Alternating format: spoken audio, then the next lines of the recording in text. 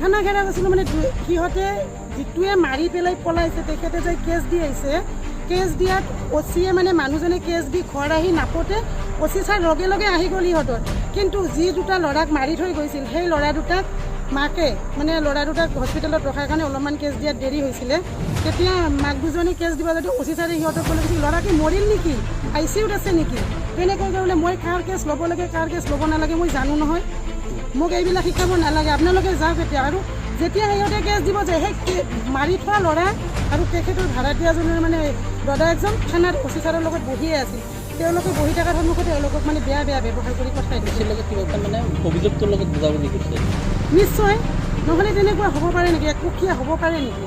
বাকী দুজনীক যদি বুঢ়া মানুহ দুজনীক বেয়া ব্যৱহাৰ কৰি পঠাব আৰু এজনীৰ ছাত্ৰী পঠাব সেই হিচাপে থাকে আমাৰ গাঁৱতে। আৰু গাঁৱৰ কেইটামান ল'ৰাৰ লগত চৰকাৰী ৰাস্তা বনাই আছোঁ, তাৰ কাৰণে ৰাস্তাটো যাতে বেয়া নহয় কামটো ভালদৰে কৰিব পাৰে, শ্ৰমিকে কাম কৰি থকাৰ কাৰণে দুই চাইডত দুখন বেড দিয়া হৈছে, কিন্তু চাইডেৰে বাইক অহাৰ কাৰণে এটা ৰাস্তাও দিয়া হৈছিলে। কিন্তু সেই মানুহ একচুৱেলি মানুহজনে চৰকাৰী শিক্ষক হয়, কিন্তু তেখেতে এজন চৰকাৰী শিক্ষক হৈ চৰকাৰী কামত বাধা দি আছে। এই ৰাস্তাটো সকলোৰে কাৰণে, মোৰ বা কোনো নিজৰ সম্পত্তি নহয়, সকলোৰে, কিন্তু তেখেতে ৰাস্তাটো ভাল মানে এক নম্বৰতে বাধা। আৰু ৰাতি তেখেতে মালিকানীজনৰ মিউজিকখনো সোমাই দিছে তাত, আৰু মানে বেয়া ভাষাৰে কৈছে কোনে কি কৰে চাই ল'ম কেলা, সেই গাড়ী সোমাই দিয়া তেনেকৈ কৈছে। কিন্তু তেখেতে ছাৰ্ভিচ কৰা মানুহ এটা চৰকাৰী শিক্ষক হৈ তেখেতৰ সেইখিনি শিক্ষকতাৰ জ্ঞান হোৱা নাই।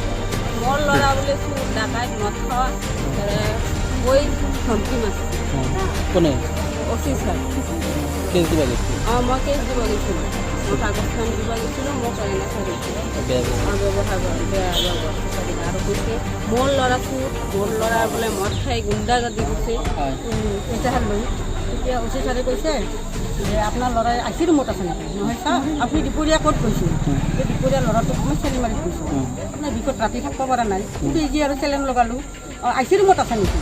তেতিয়া মোৰ অচি ছাৰৰ ওচৰত মোৰ বিৰাটে খুবেই দুখ লাগছে যে আপুনি মৰা কামনা কৰে নেকি, বেয়া ব্যৱহাৰ কৰিছে। আৰু কৈছে সিহঁতে বহিয়ে আছোঁ, মনোজ দলৈ আৰু বাবুল মহন্তই বহি আছোঁ। মই সুধিলোঁ যে ইহঁতে কি কাৰণত আহিছে, ৰাতিপুৱা কেছ দি গৈছে, এতিয়াতো আহিব নালাগে, যে আপোনালোকে যাওক, ইয়াৰ পৰা যাব পাৰে। নহয় ছাৰ, মই কেছ দিছোঁ, মোৰ কেছ ৰেজিষ্টাৰ কৰিম, এইখিনি কথা। ছাৰৰ খুবেই মোৰ দুখ লাগছে, এই ছাৰে ল'ৰা ছোৱালীক মৰাটো তেওঁ কাম নকৰে নেকি?